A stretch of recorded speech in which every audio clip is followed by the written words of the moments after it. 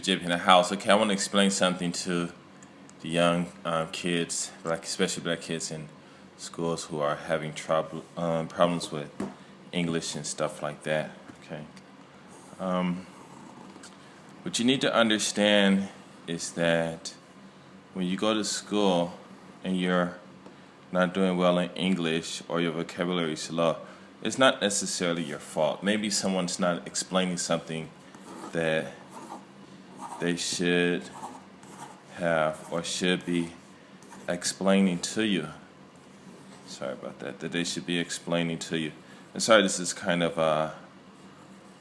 not so professional, but I don't have anything to hold this down with at present. Oh, wait, hold on.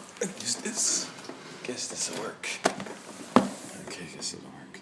Okay, so what it is you have different people coming from different places around the world, and they all speak their form of,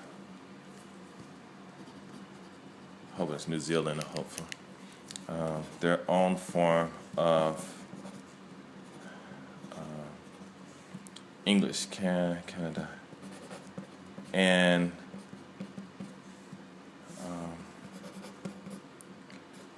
when they speak in this English, you have to understand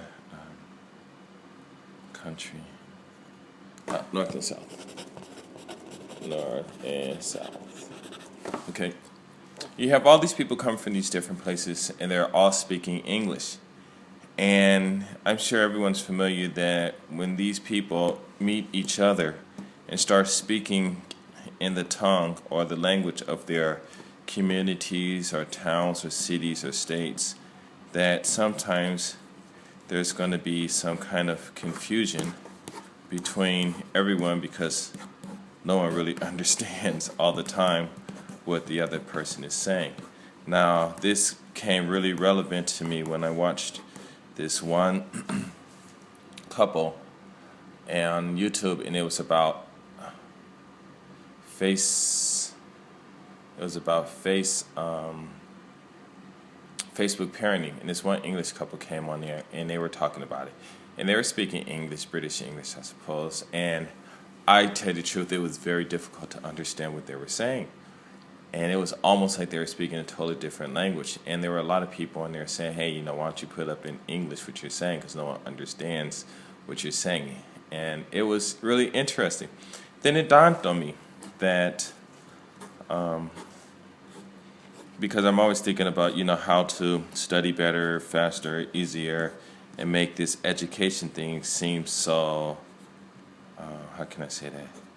Seem so not difficult or undifficult, or seems so not confusing for everyone. And what it is when you go to college, you start learning this language.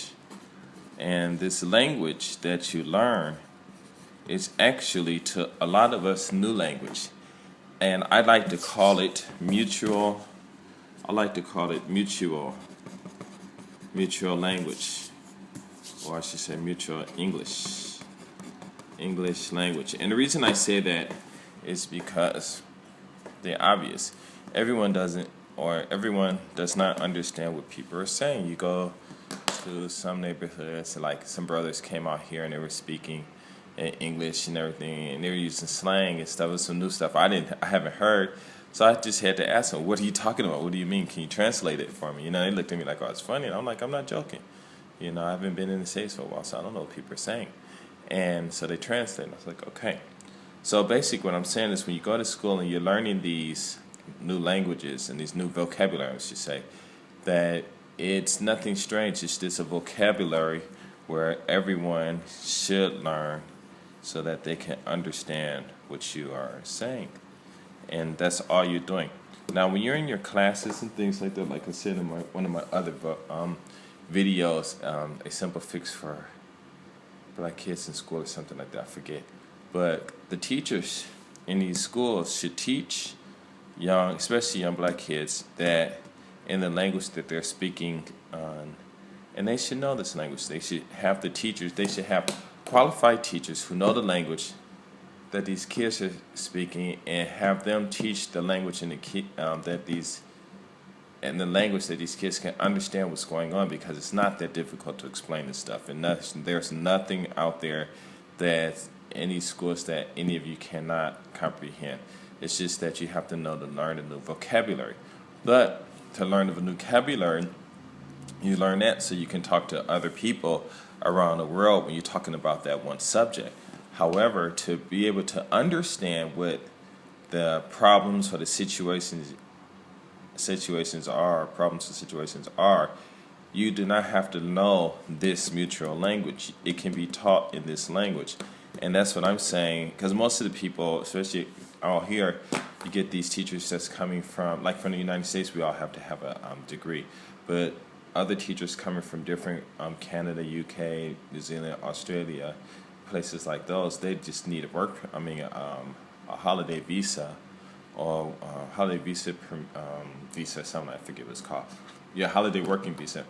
And they come over here and they're not using this language to teach these Japanese kids. They're using their languages that they speak in their normal communities and things like that. So it will be, so that's what I'm trying to say. So, but if you were to go to speak to them, then you wouldn't understand what they're saying. So then you would have to switch your language and switch it to this mutual language that everyone should be learning and need to learn. And I want to say, I'm going to just go out on a limb and say what happened in the universities in America is the same thing that happened. You had all these people coming in from different countries, to America, and no one didn't understand it, so they had to create this language that everyone had to that you had to learn, so you can communicate with other people and stuff like that. And you might want to do some research on it and stuff like that, but that's what I think. It's exactly what had happened. So when you go to school and stuff, and your teacher talking to you in these words, just ask her, hey, translate it for us, And then if you can, or the mothers or the parents should, go down to schools and say, hey, our students are not stupid. Is you're teaching them this mutual language that they had with this vocabulary that they haven't learned yet. And instead of helping them, you're doing more damage. And also it's more or less, I wouldn't necessarily say discrimination, but it's carelessness and on the teacher's part. So they can explain it very simple. I mean, I'm speaking English, and I have a kid. He's just now going in the second grade, and I'm teaching him how to translate Japanese sentences into English. And if I can do this stuff, using basic Japanese, not even basic. My Japanese is so terrible, and I could do that and have these kids understanding these things. This one girl, she just left and went to Italy, and she's probably going into second grade too, I believe, second or third grade, and she's learning. She can actually read a conversation and answer the questions, read the conversation in English. If she don't know the word, she can look up in the dictionary, pretty much find out what it means at least, And a Japanese-English dictionary, English-Japanese dictionary.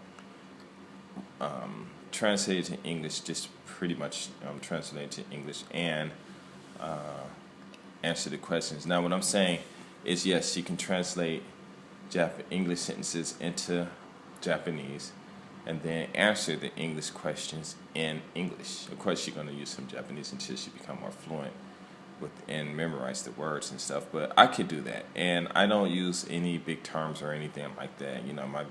My Japanese is very limited. Plus, the English that I use is very limited also, but the conversations from there, they expand. They're pretty interesting, at least I believe so. So all I'm saying is that this is the problem, is that you are from LA or whatever, down south, north, you young black kids, and you open up these books, and their books are written in this mutual language, and you don't understand. So you have two things that you have to do. you have to understand this. But when it comes to like math and some sciences and stuff like that, to understand a math problem, you don't have to learn, you don't have to memorize the vocabulary. How can I say it? You do have to memorize the vocabulary. What I'm saying is you do not have to, your teachers do not have to explain it to you the way they explain it to, other kids who may have had the vocabulary. And they can explain it to you with the vocabulary, and they can explain it to you to the point where you can understand it more than understand it with the language that you use. And I'm not saying that it's a bad thing or a good thing. It's the right thing to do, because a lot of people don't, when they're at home teaching their children and stuff, and you go to some of these schools and you start talking to some of these people, they're going to use the language that they grew up with. And if you don't understand it, or you comprehend something, then you're just going to have to ask them. So pretty much that's what's going on. So all of us are in the process of learning this new language. And basically all it is just a new language that everyone here can communicate with each other. And it's like in Japan, I speak to some people from different countries, and if they don't speak English and I don't speak their language, then we communicate in Japanese. And Japanese is the mutual language that we have to communicate in to understand what we want to say. And that's all you're doing in schools. So if you're having problems, what you probably want to do is, study. You got to study that stuff, but study smart. And start reading dictionaries. If you don't understand the meaning of the words, if you have smartphones or computers, go to these online dictionary.com places and put in the words you don't know how to pronounce. And a lot of places should have these speaker icons, and what they'll do is you press on it and it'll say the word for you, and then that's how you can be able to understand the word or say the word properly and things like that. When you're doing chemistry and stuff like that, those words you're just going to have to remember. And the best way to remember a lot of this stuff, especially if you have talent and you got music, is make a rap. Make a rap or hip hop song or something out of it. Make it funny, with a nice beat, so you can just listen to it over and over, and if you end up making a rap like that, you can even, and if it helps you, it'll help a lot of other people, and you can even, produce it, publish it, sell it, iTunes or wherever any other MP3 media places are. And if it gets that good, make some applications and make more, because you have the talent. It's just do it, and just do it and keep control of it, because if it does work, because you have to understand the blacks are not the only ones who's lagging behind, America as a whole is.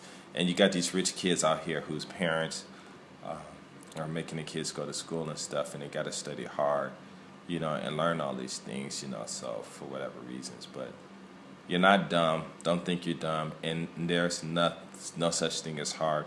It's just that maybe it's just your study habits.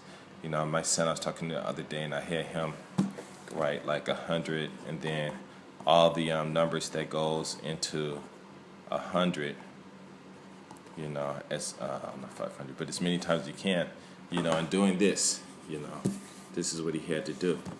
Then what goes into 50, 5 times 10, and 2 times 5, and 1 times 5, then these are prime numbers, and, just break it down, 10 times 10 to 2 times 5, again 2 times 5, and just break it down and stuff. So at the same time I was teaching division and stuff like that, and then primes, but he had to go from 100 to 1. And so he got angry and didn't want to do it and stuff. And I'm like, why you don't want to do it? And he's like, it's too hard. Why is it too hard? Because it's going to take too much. I said, it's not hard. Why are you saying you don't want to do it? Eventually he said it would take up too much time. And I said, well, you don't know how much time it's going to take if you don't try it. And try it, and you'll see. If you know your multiplication, you can do it. But, you just don't give up. Don't say it's hard. What's the problem is that you're not thinking of a smart way to study. You're just studying, but there are hard ways to study, And there are very easy ways to study, but the best way to do it is a smart way.